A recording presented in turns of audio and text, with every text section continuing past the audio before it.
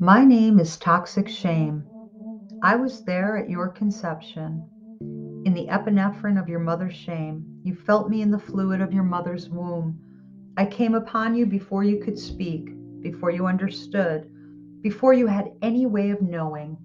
I came upon you when you were learning to walk, when you were unprotected and exposed, when you were vulnerable and needy, before you had any boundaries.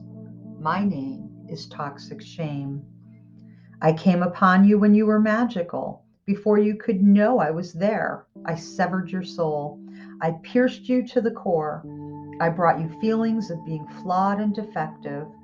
I brought you feelings of distrust, ugliness, stupidity, doubt, worthlessness, inferiority, and unworthiness. I made you feel different. I told you there was something wrong with you. I soiled your godlikeness. My name is Toxic Shame. I existed before conscience, before guilt, before morality. I am the master emotion. I am the internal voice that whispers words of condemnation.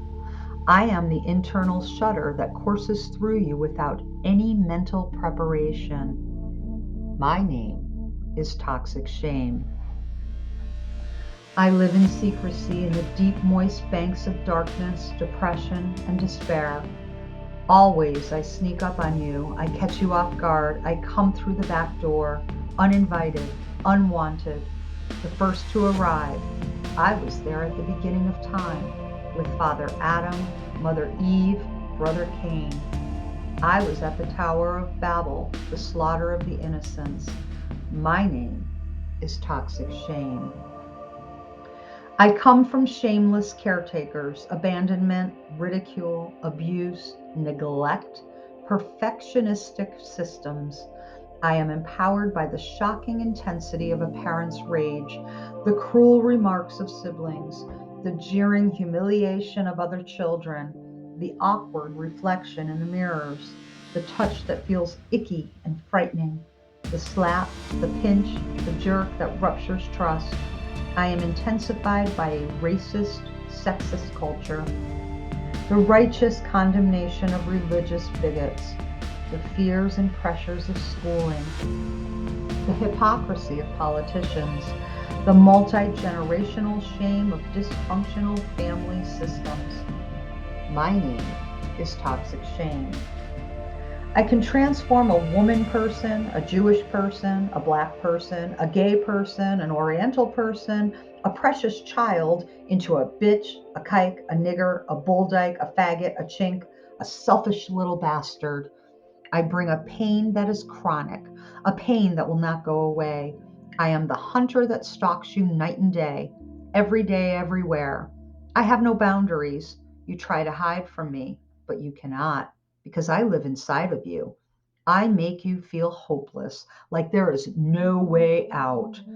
My name is Toxic Shame. My pain is so unbearable that you must pass me on to others through control, perfectionism, contempt, criticism, blame, envy, judgment, power, and rage. My pain is so intense, you must cover me up with addictions, rigid roles, reenactment, and unconscious ego defenses. My pain is so intense that you must numb out and no longer feel me. I convinced you that I am gone, that I do not exist. You experience absence and emptiness.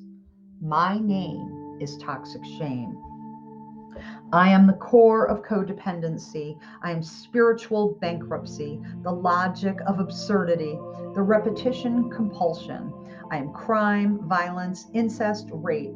I am the voracious hole that fuels all addictions. I am insatiability and lust.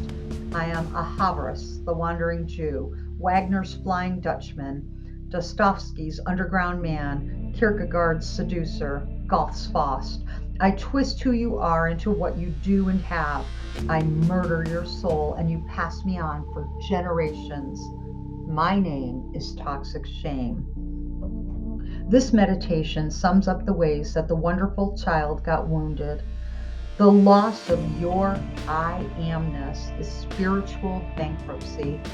The wonder child is abandoned and all alone. As Alice Miller writes in For Your Own Good, it is even worse than being the survivor of a concentration camp. The abused inmates of a concentration camp are inwardly free to hate their persecutors.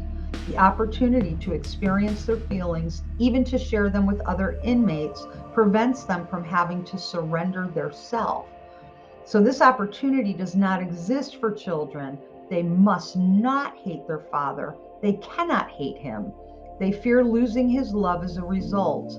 Thus, children, unlike concentration camp inmates, are confronted by a tormentor they love.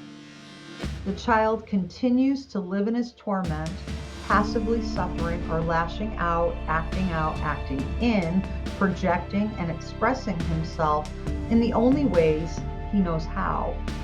Reclaiming that child is the first stage of our homecoming journey.